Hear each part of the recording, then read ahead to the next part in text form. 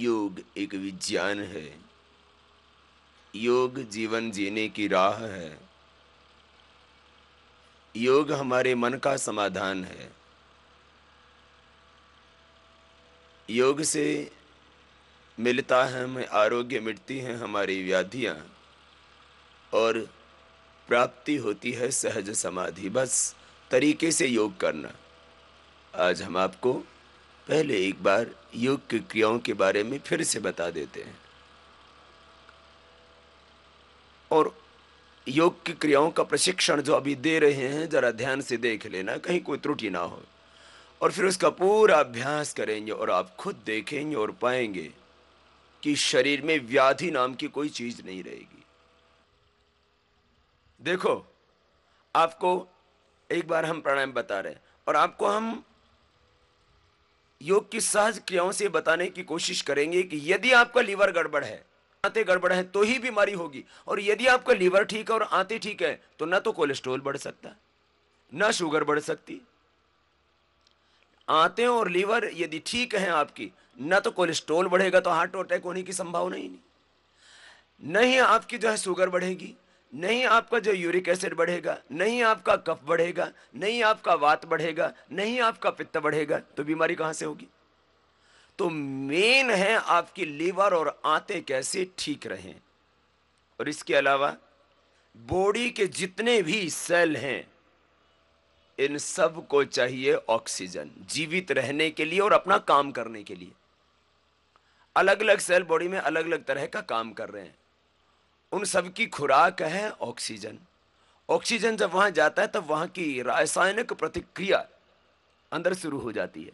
तो हम दो ही काम करते हैं, हम एक तो आपके बॉडी को, आपके ब्रेन को ज्यादा ऑक्सीजन देते हैं, सीधी सी बात है। और दूसरा, हम आपके लीवर को, रातों को स्वस्थ बनाते हैं। इसके साथ और भी कई चीजें होती हैं, लेकिन मुख्य बात आपको बताई। तो क्या करना, आओ बैठो, अभी ऑक्सीजन भरने का तरीका सीख लो और आंतों और लीवर को कैसे स्वस्थ बनाया जाता है। अब आंतों और लीवर के साथ फिर किडनी भी ठीक होती है।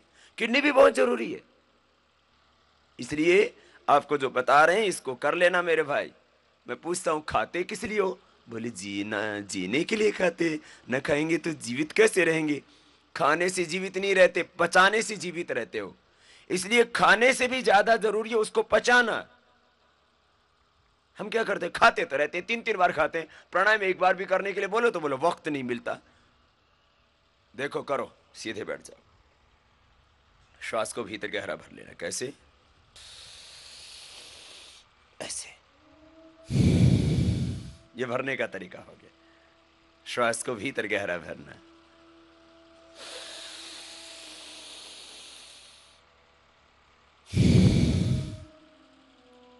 भरो आप भी, श्वास को भीतर गहरा भरो।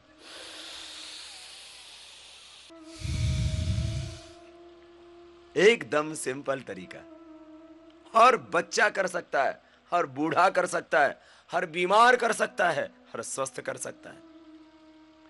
जिसके श्वास चल रहे हैं वो कर सकता है। बोला जी मैं कैसे करूं, मेरी तो कमर दुख रही है। कमर दुख रही है तो ऐसे बैठ के कर ले।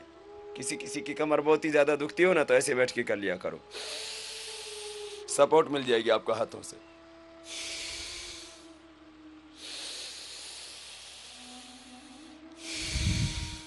सांस को भरना ही तो है,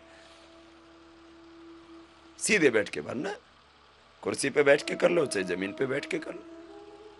और एक खास बात, माना कि आप इतने बीमार हैं कि आप बैठ सकते ही नहीं, तो चाहे लेटे लेटे कर लो। लेकिन इसका मतलब ये नहीं कि अच्छे खासे फिर लेटे लेटे करने लग जाएं। बहुत से पूछते हैं मुझसे, बोले स्वामी जी बैठे बैठे आलस से आता है, लेटे लेटे कर लेना। मैंने कहा फिर तो सोता ही रहे। ऐसा आलस से भी मत करना, श्वास भीतर गहरा भरना। देखो,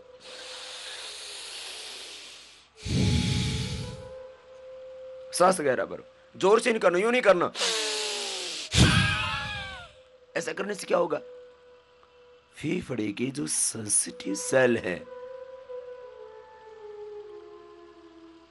वो डैमेज हो जाएंगे, सब भरने लग गए और फेफड़ों में भरा जाता है। जो तुम सोचते हो ना कि पेट में सांस भरा जाता है, ये अज्ञान है, अंधविश्वास है। हो ही नहीं सकता कि पेट में श्वास भरा जाए, इम्पॉसिबल। कुछ कहते हैं जी पेट फूलता तो दिखता है, और उदाहरण क्या देते हैं, बोलो बच्चा जब सोता है ना तो उसका पेट ऊपर नीचे नहीं होता। मेरे भाई पेट ऊपर नीचे नहीं, वो डायफ्राम ऊपर फूलता है, सिकुड़ता दिखता है तुम्हें, देखो सामने। ये नहीं, ये डायफ्राम फूलता है यार, पेट नहीं है। तो ये अपने आप ही फेफड़ों में भरा जाता है बहुत से लोग, क्योंकि एक बहुत भ्रम बड़ा, क्या, योग के संबंध में एक बहुत बड़ा भ्रम ये कि बोले एब्डोमेन ब्रीदिंग करना। एब्डोमेन ब्रीदिंग होता ही नहीं है मेरे भाई, पेट से सांस भरा ही नहीं जाता है, फेफड़ों में ही भरा जाता है, इम्पॉसिबल है, हो ही नहीं सकता। एक तो ये तरीका हो गया। कपालभाति को और बाह्य प्राणायाम को छोड़ के बाकी सब भरने वाले ही हैं। देखो अब सामने भस्त्रिका में भरा, कपालभाति और बाह्य प्राणायाम इनमें छोड़ा जाता है। बाह्य प्राणायाम में भी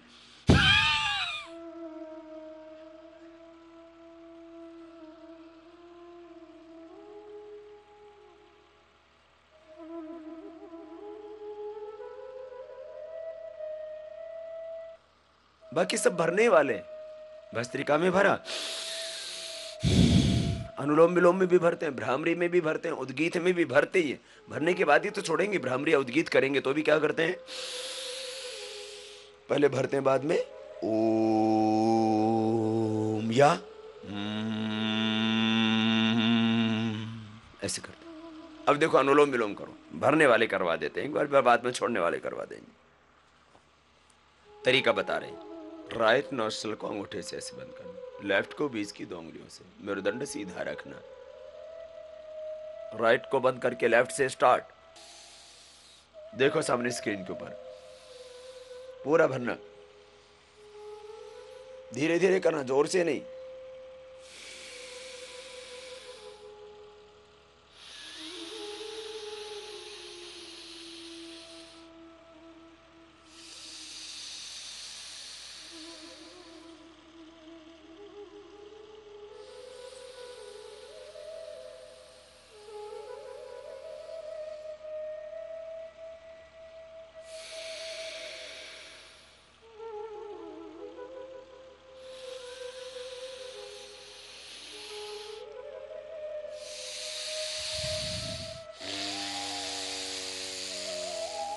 पूरा भर लेना मेरे भाई। सामने देख भी लेना स्क्रीन के ऊपर, कहीं गड़बड़ तो नहीं कर रहे आप।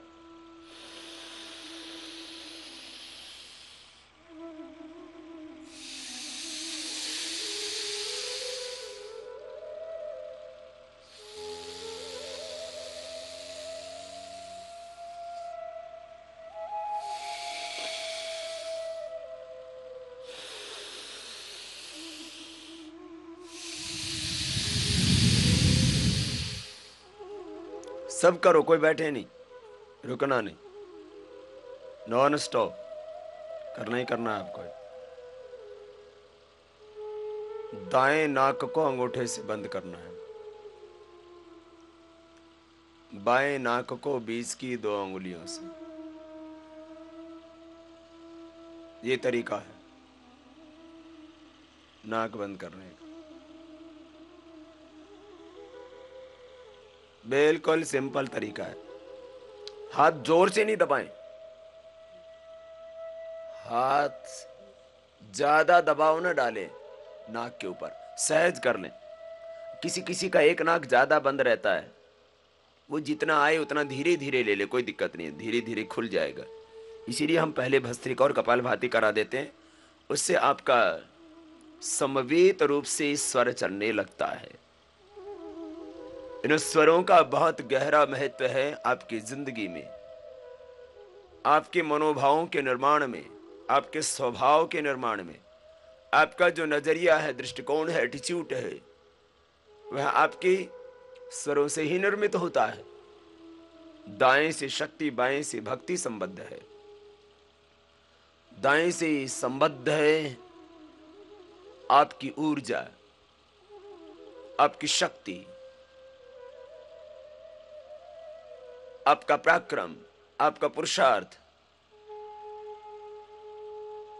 आत्मविश्वास,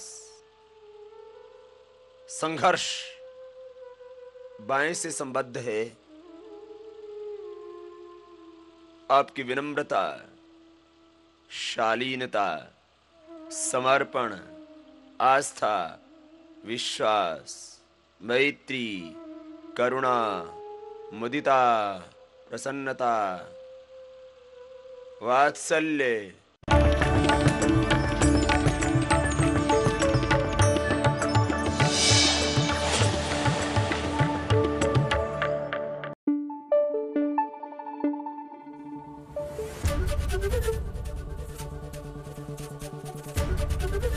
एबीपी न्यूज आपको रखे आगे।